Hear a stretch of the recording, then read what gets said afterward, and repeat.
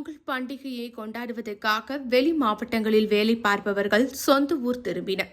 குடும்பத்தினருடன் அவர்கள் ரயில்கள், பஸ்களில் பயணம் செய்தனர். இவர்கள் பொங்கல் பண்டிகையை கொண்டாடிவிட்டு விடுமுறை முடிந்து மீண்டும் தங்கள் வேலை பார்க்கும் இடத்திற்கு கடந்த 2 நாட்களாக திரும்பிய வண்ணம் இருந்தனர். நேற்று முன்தினம் காலை முதல் இவர்கள் வெளியூர்களுக்கு புறப்பட்டனர்.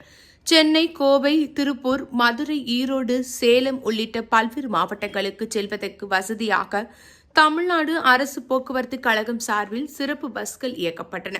தஞ்சை புதிய பஸ் நிலையத்திலிருந்து திருச்சி நோக்கி சென்ற பஸ்களில் கூட்டம் வழக்கத்தை விட அதிக அளவில் இருந்தது. இதனால் டவுன் பஸ்கள் கூட திருச்சியை நோக்கி இயக்கப்பட்டன. இதேபோல் தஞ்சை விரைவு போக்குவரத்து கழக பணிமனையிலிருந்து சென்னைக்கு சிறப்பு பஸ்கள் இயக்கப்பட்டன. மேலும் அரசு போக்குவரத்து கழகத்தின் சார்பில் பழைய பஸ் நிலையத்திலிருந்து சென்னைக்கு சிறப்பு பஸ்கள் இயக்கப்பட்டன. இதனால் விரைவு பஸ்களில் இடம் கிடைக்காதவர்கள் புறநகர் பஸ்களின் மூலம் சென்னைக்கு வந்தனர்.